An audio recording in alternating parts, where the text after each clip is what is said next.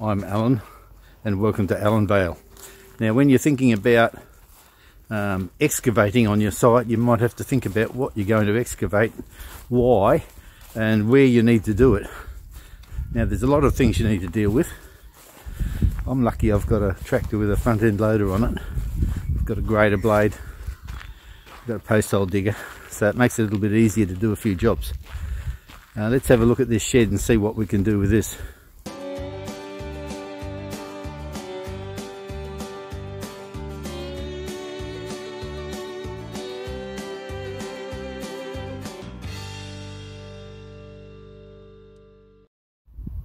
When I excavated for the shed, it was straight a cut into the side of the hill here. No big deal. First of all, I took the topsoil off and stockpiled that. I'm going to use that on my garden beds later on around the house. And then I had to cut into the gravel. I could go 18 inches deep before I hit hard clay. And so I did pretty well there. A little bit of trouble getting the footings in for the posts, but that was okay. I did that with a post hole digger. And where I couldn't get deep enough because of the hard clay, I checked with an engineer and he said make your footings a larger volume rather than deeper. So that was a little trick that I picked up. So when you're doing excavation on that style of thing, that's fine. Now for the house, I did a similar thing. You can see down the hill past the sea container there's a stockpile of soil. It's a bit hard to see with the sun just coming up.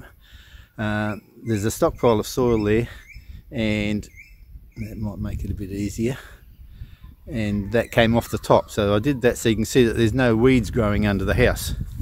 That's a great little idea. So I scraped all that off, and there's no need to do any excavation of a major scale on the house because I'm using stumps. So all the post holes had to be dug. Another thing to think about before you build your house on stumps is your septic system, your sewage pipes and things like that. Now if you don't want to be digging trenches under the house after the fact, think about digging them before you put the house up. That's what I did. You can see I've got another stockpile there, that's gravel, and that's from when I excavated the leach drain. So the biggest excavation was the leach drain area here, and that was actually bigger than the area of the house. So under the house I dug the trench for the plumbing, and then both sides of that I dug all the post holes for the stumps, and did it in that order so I didn't have any trouble getting the tractor over things. And you can see here on the right I've got a mound, and that's the leach drain area. I chose to raise the area rather than dig the leach drains in deep because had a lot of trouble with water underground filling up the area. I wanted that to be able to drain in, drain out very quickly. So basically it's going to flush my leach drains on a regular basis, I think. So that's not water running under the house, that's water coming down through the ground. And it's coming down in the gravel layer between the topsoil and the clay. Some of it's coming through the clay. I found that there's pipes or tubes in the clay about the thickness of a thumb, and the water runs quite quickly through those.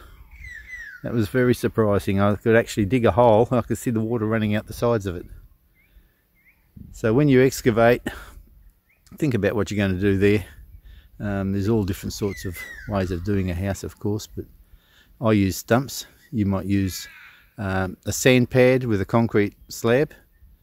The slab system is the most common in Western Australia. And you'll find on a site like this, a builder would have come in, dumped a pile of sand and level it out, compacted it. And I didn't want to do compacting. I didn't want to have concreters in. So I chose stumps. And I'm very pleased that I did, because it's made a lot of things easier for me. And as a woodworker, it was a very straightforward job.